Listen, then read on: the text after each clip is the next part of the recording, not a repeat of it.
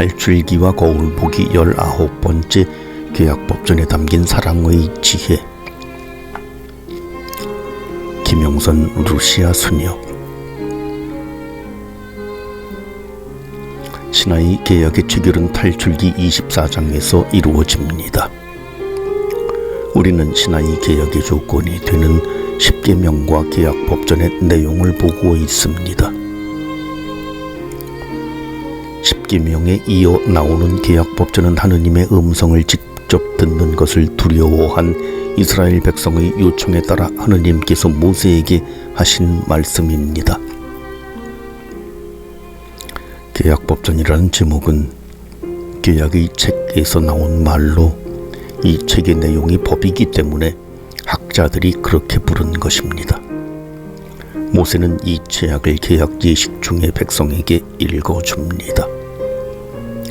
오경에는 계약법전 외에도 사제계법전, 레위기와 민수기에서 나오는 사제와 연관된 법들, 신명기 법전, 그리고 성화법전이 있습니다. 이 법전들을 비교해 보면 노예 해방이나 안식년, 축제일에 관한 규정 등 동일한 규정에 대한 세부 설명에서 차이가 있음을 알 수 있습니다. 이 법전들이 형성된 역사적 사회적 배경이 다르기 때문입니다. 그러므로 율법을 성실히 지키려고 한다면 오경에 나오는 규정들 간의 차이를 어떻게 이해하고 적용할 것인가 하는 중요한 문제와 맞닥뜨리게 됩니다. 이 때문에 예수님 시대에는 서로 다른 성경의 법을 어떻게 해석하고 적용할 것인가를 설명해 줄 율법학자들이 필요했습니다.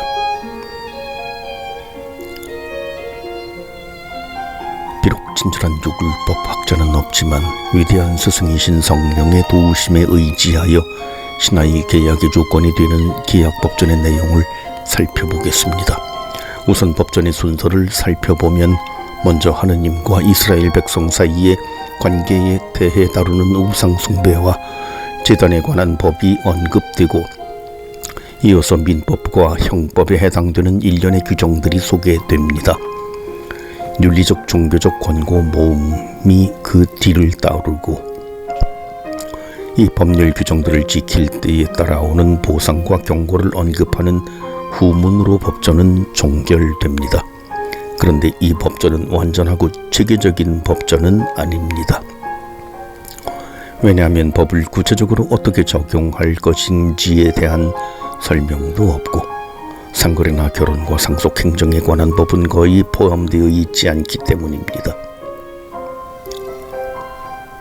따라서 탈출기 안에 계약법전을 포함시키는 저자는 이스라엘의 고대 법전을 소개하는데 그 목적이 있었다기보다는 이스라엘 백성에게 정의와 종교에 대한 이상적인 원칙을 제시하기 위하여 특정한 법을 선택하여 소개했다고 볼 수 있습니다.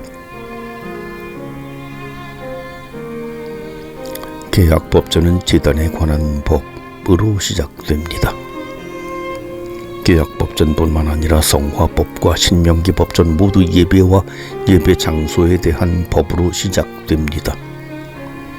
이를 통하여 그들이 가장 중요하게 여기는 것이 무엇인지가 드러납니다.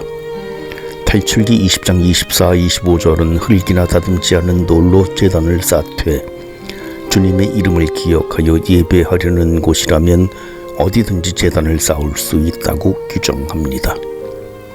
그러나 신명기 법전의 첫머리인 신명기 12장 5절에서는 하느님께서 당신의 이름을 두시고 당신의 거처로 삼으시려고 선택하시는 곳, 바로 그곳에서만 제단을 쌓고 주님을 예배할 수 있다고 명합니다.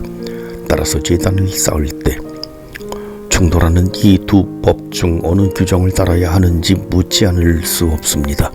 아마도 탈출기의 규정은 이스라엘 백성이 정착하기 이전의 상황을 반영한 것으로 약속의 땅을 향해 나아가는 여정 중인 이스라엘에게는 어디에서든지 제단을 쌓고 하느님을 예배할 수 있다는 규정을 지키는 것이 훨씬 더 실천 가능했을 것입니다.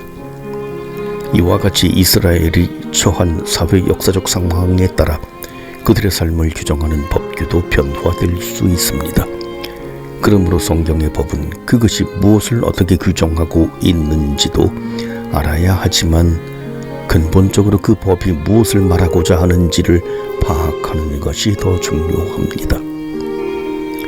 제단에 관한 법은 우리 자신이 하느님을 어떻게 예배하고 있는지에 대해 성찰해 보도록 초대합니다.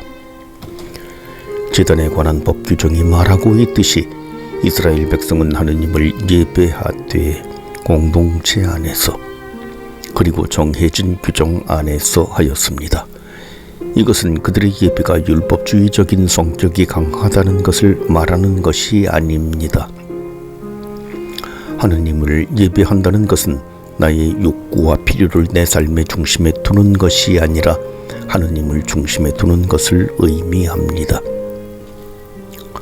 하느님을 내 삶의 중심에 두려면 수시로 주인 행세를 하려고 하는 나의 욕구와 의지를 길들일 필요가 있습니다.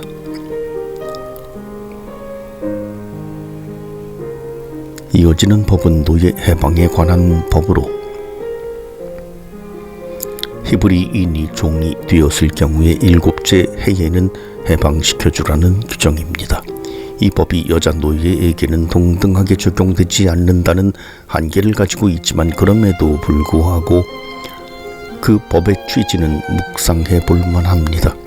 이 법은 적어도 7년마다 종속관계가 발생하게 된 이유가 무엇이든 형제 관계로 회복할 것을 요청하고 있습니다. 이는 물론 옛 규정이지만 우리 삶에 필요한 지혜를 제공합니다.